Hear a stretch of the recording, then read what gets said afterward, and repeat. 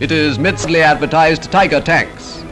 The Russian guns, beautifully sighted and laid with deadly precision, found the answer both to the Ferdinands and to the Tigers.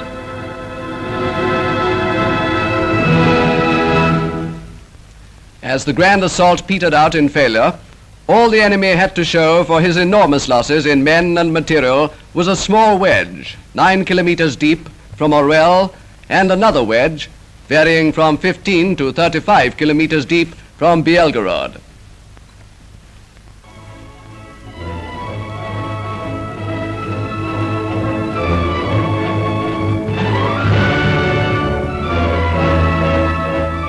Thus the German summer offensive was foiled by superior tactics and superior resolution.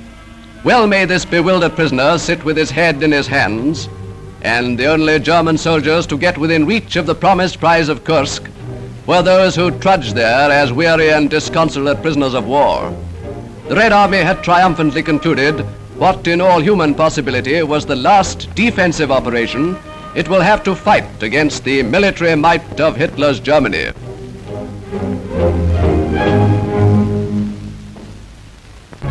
The decisive counterblow was soon to follow.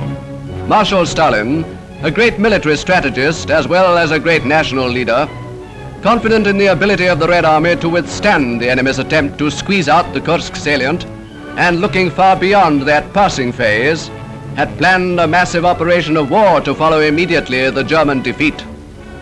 Tanks in large numbers, motorized infantry, fresh shock troops, and vast quantities of material were assembled on sectors of the Bryansk front, ready for the signal to strike.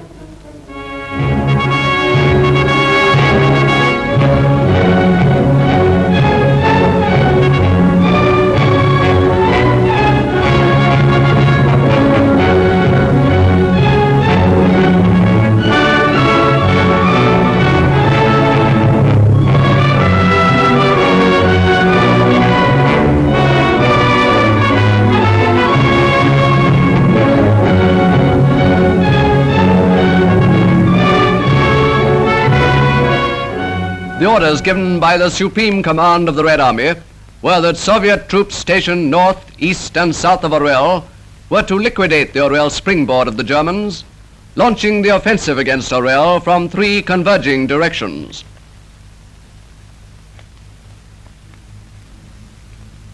Such were the orders on the eve of battle. The Red Army's task was a serious one, a challenge to all the military virtues. For the Orel defenses were as formidable as any the Germans have ever built on the eastern or any other front. In the course of 2 years, they had converted Orel into a fortress. The first belt of defense works consisted of 5 rows of trenches and strong points with masses of barbed wire. In the second belt were 3 lines of trenches, linking strongly fortified villages. Behind these was a third belt, and further back still, a zone of defense in depth, which took advantage of every height, every gully, and every river bank. In short, Orel was a citadel the Nazis meant to hold. 0 hour was fixed for the 12th of July. The short summer night before the battle was still and starlit. In the trenches, groups of infantrymen lounged casually, but alert. There are no signs of edginess. Confidence in their officers and in the higher command has been tried and vindicated many times. They have had their orders. They do not go blindly into battle. Every man understands the task ahead and his own part in it. A rocket goes up. That is the signal for the heavy artillery to open its shattering cannonade.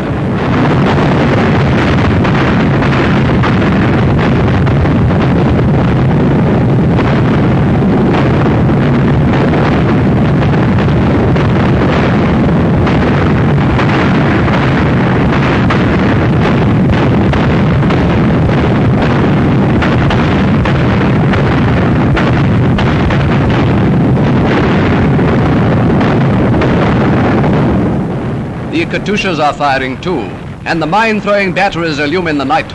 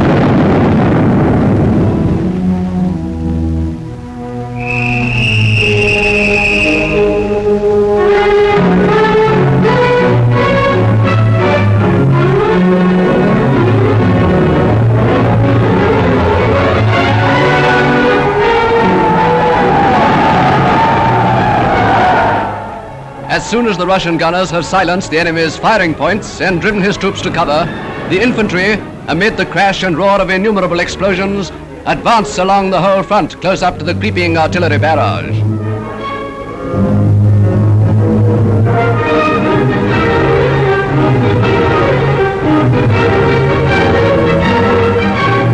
The attack has begun in earnest through burning villages, across the deeply scarred countryside, over ground that trembled with the noise of battle, and under the heavy and almost ceaseless thud of bombs and shells.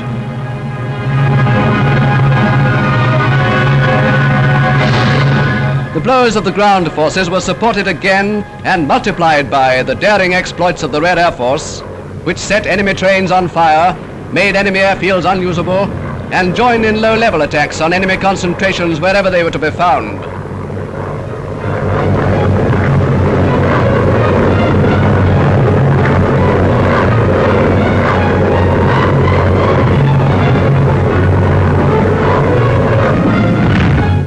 Looking at one small and seemingly chaotic area of the battlefield, it is not easy to realize the underlying order of the seeming chaos.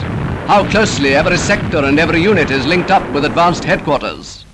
Long experience has enabled the Supreme Command to perfect an admirable system of battle communications, the maintenance of which is vital to the success of any major operation. Colonel General Popov, commander of the Bryansk front, was well served by his staff at his headquarters and in the chain of contacts leading to the forefront of the fighting. And when this picture of him was taken, he was able to report, within 24 hours of its start, that the offensive was progressing favorably on all sectors of the front.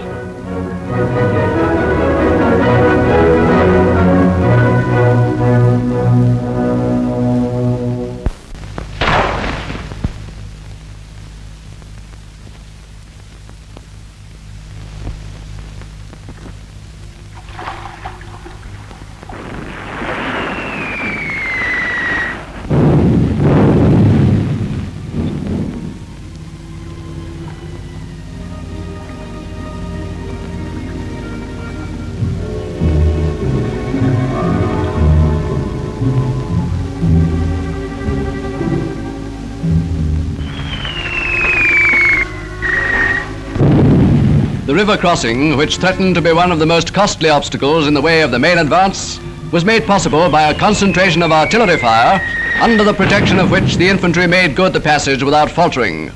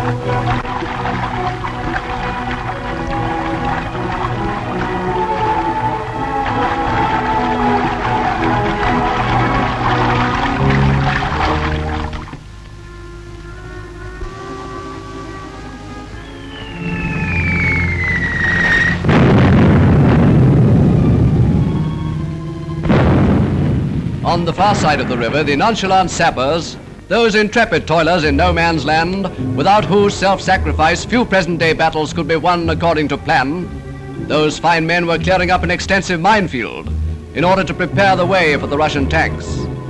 It is often said by Russian soldiers that the German army nowadays defends itself with more mines than shells, and in the battle for Orel, mines were certainly laid down in extraordinary profusion.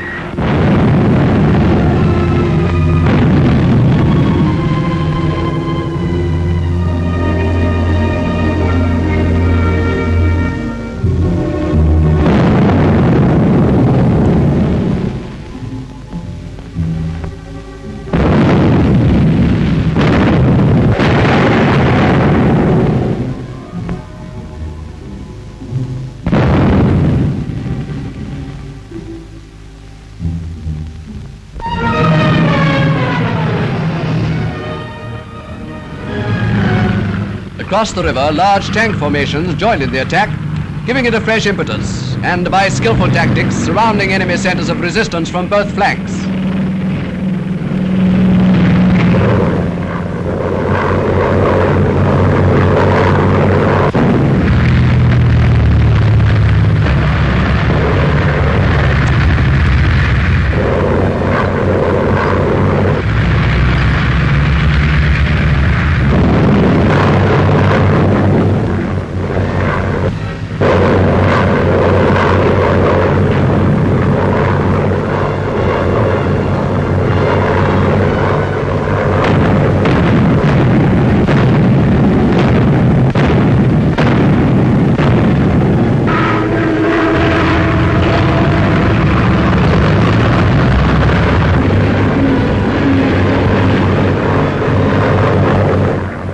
All this time, tremendous and spectacular battles in the air were being fought out. And beyond any question, the Red Air Force was proving its superiority, chasing the Luftwaffe out of the sky and maintaining unbroken its broad protective umbrella.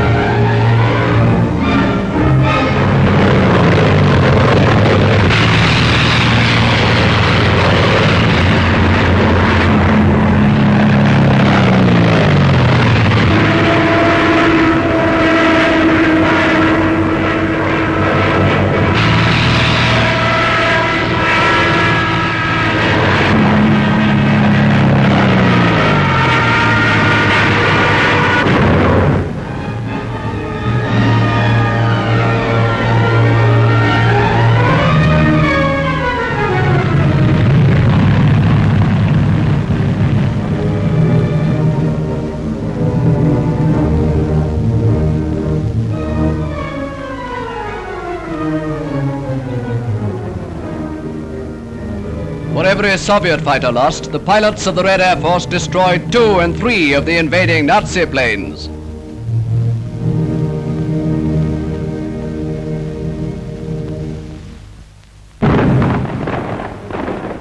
Though the Germans clung desperately to every defensive position, they were dislodged from one strong point after another, and the Russian infantry, bursting open the forward defensive belt, penetrated into the very heart of the fortified system.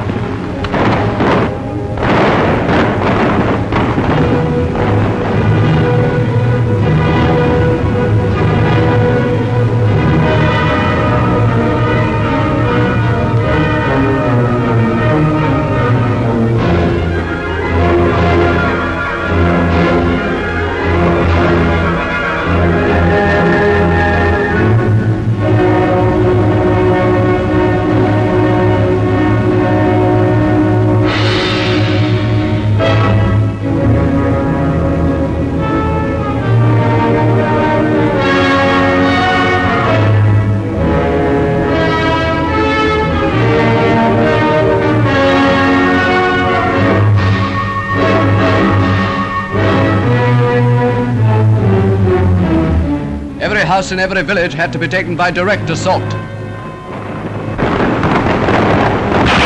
A German machine gunner,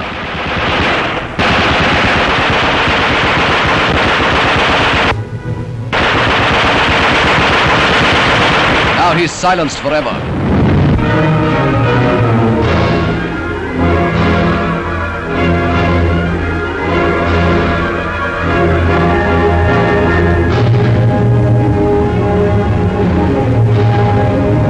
As the forward troops advanced, they were able to set free the few surviving inhabitants and restore to them what remained of their broken homes.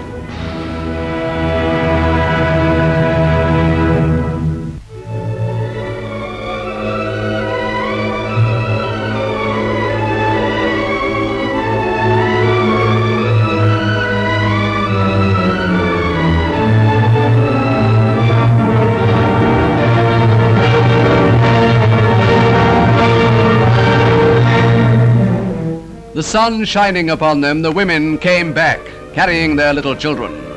The survivors were not many. They had gone through 2 years of suffering under the yoke of the invader. But they never lost heart. They never lost hope. They believed that if only they held out, deliverance would surely come. It was this faith in the future which kept them alive through experiences of unspeakable pain and horror.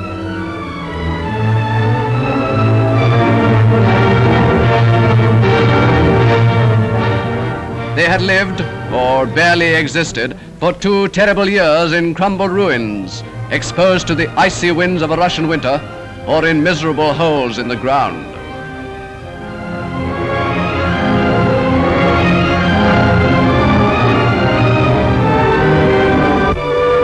In the tiny villages, the Red Army was received with rapture. These were emotional and familiar scenes to which the Soviet soldiers could never become hardened.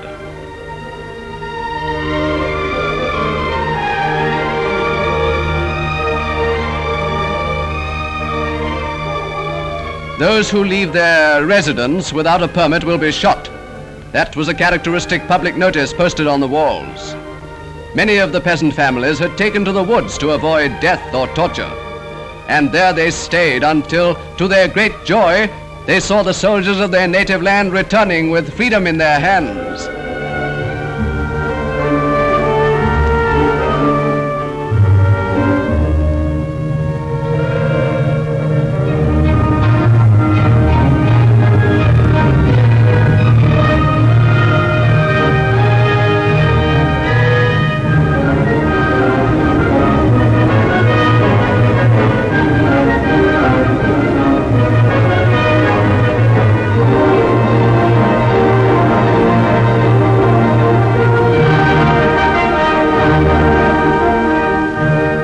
Mtsensk was liberated. Mtsensk, the town that the great Russian novelist Turgenev described in so many poetic images. But Mtsensk is in ruins. Its streets are dead, its houses, most of them just naked skeletons.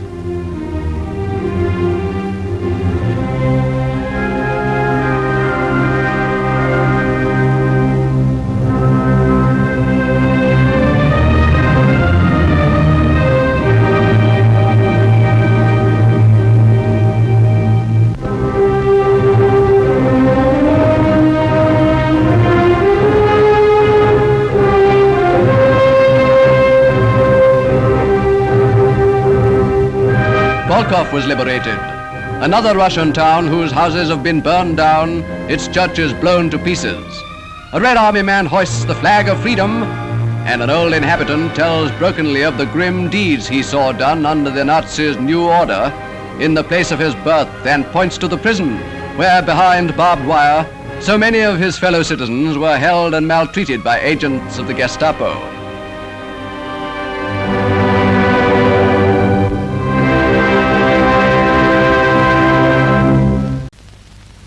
Beyond Volkov, the center of operations shifted southward towards Orel itself.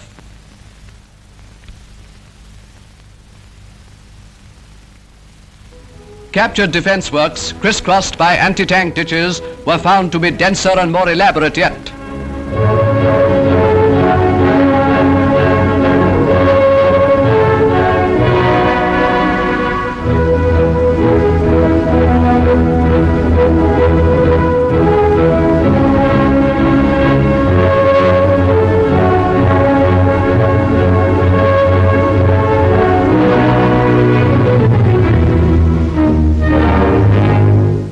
Russian arms had combined to ensure and complete the breakthrough.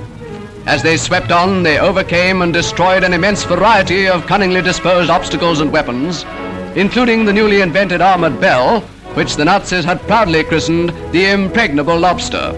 The lobster was swallowed in the advancing Russian tide.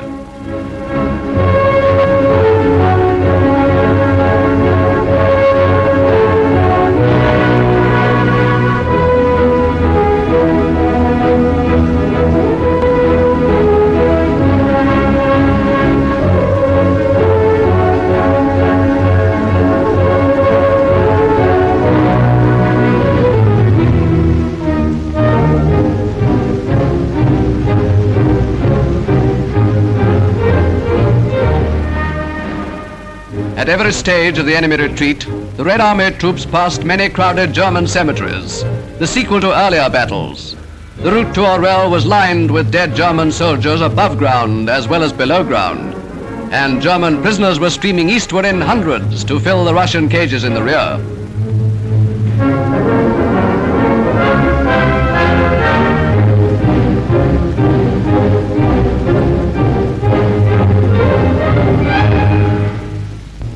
Colonel General Sokolovsky and Lieutenant General Bulganin watched this welcome sight, one swift consequence of the support his troops on the Western Front had given to the Russian right flank on the Bryansk front. By this time, the fast-moving cavalry, defying the rain and the mud and the absence of roads, had come into action, and outflanking the enemy, were taking him in the rear.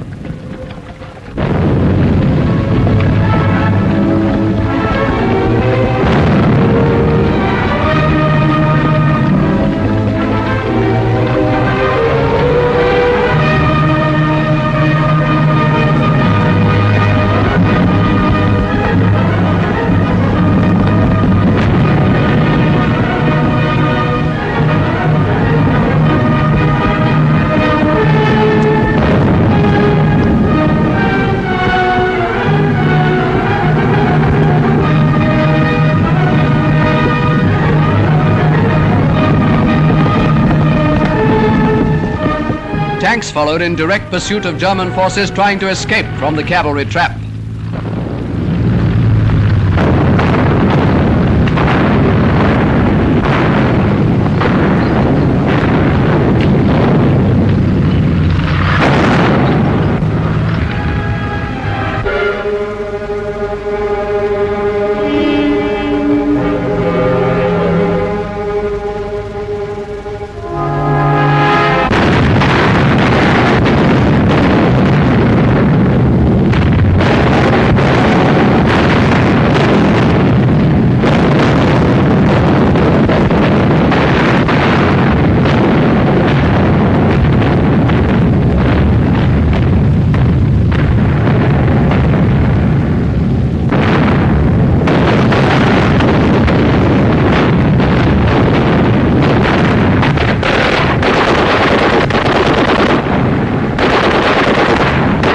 That brilliant soldier, General Rokossovsky, in command of the army on the Central Front, was receiving exhilarating reports of the progress of troops towards Orel after they had completely restored the situation which existed before the German offensive.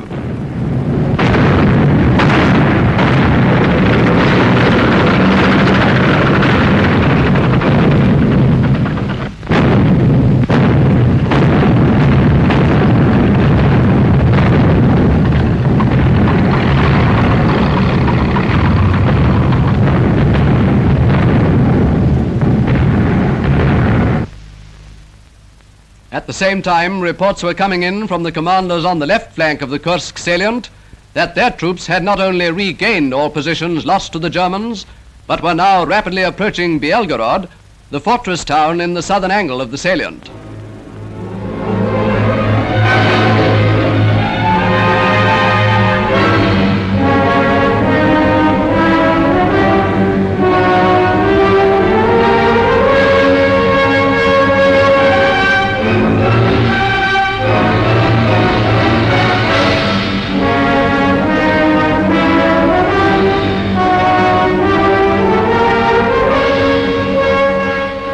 On the left flank, soldiers of the Red Army were pressing forward irresistibly under General Batutin, commanding the troops on the Voronezh front, and Colonel General Konyev in command of those on the steppes front.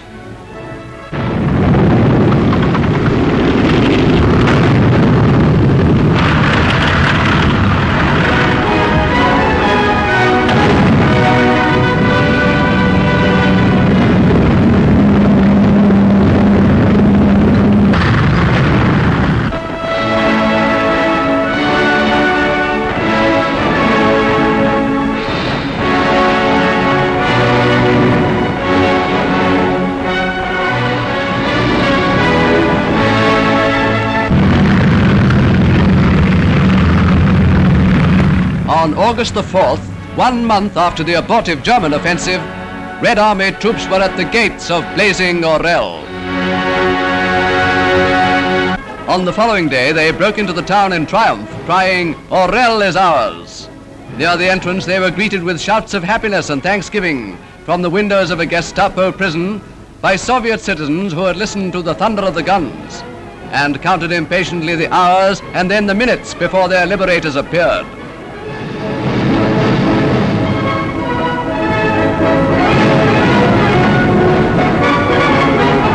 Within a few minutes, the freed prisoners were tottering out of the prison doors. Condemned to death, they had suddenly been brought alive. The blue sky of the motherland stretched once more above their heads.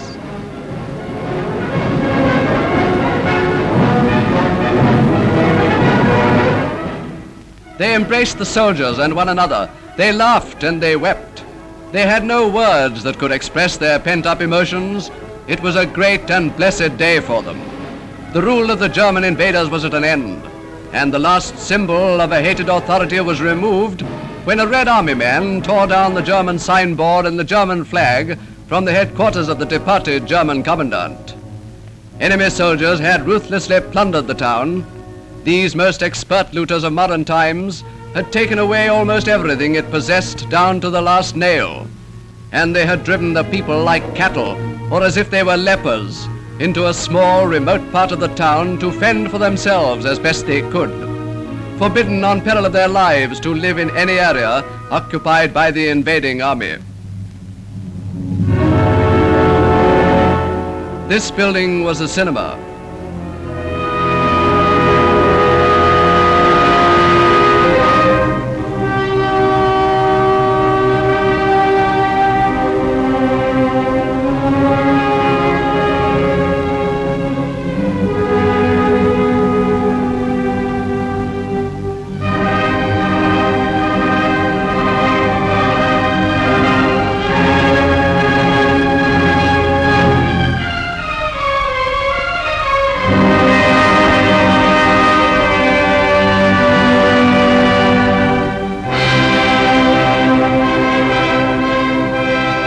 Before they retreated from Orel, German fire squads and sappers, according to the orders of the German High Command, set on fire or blew up as many buildings as they could in the time available.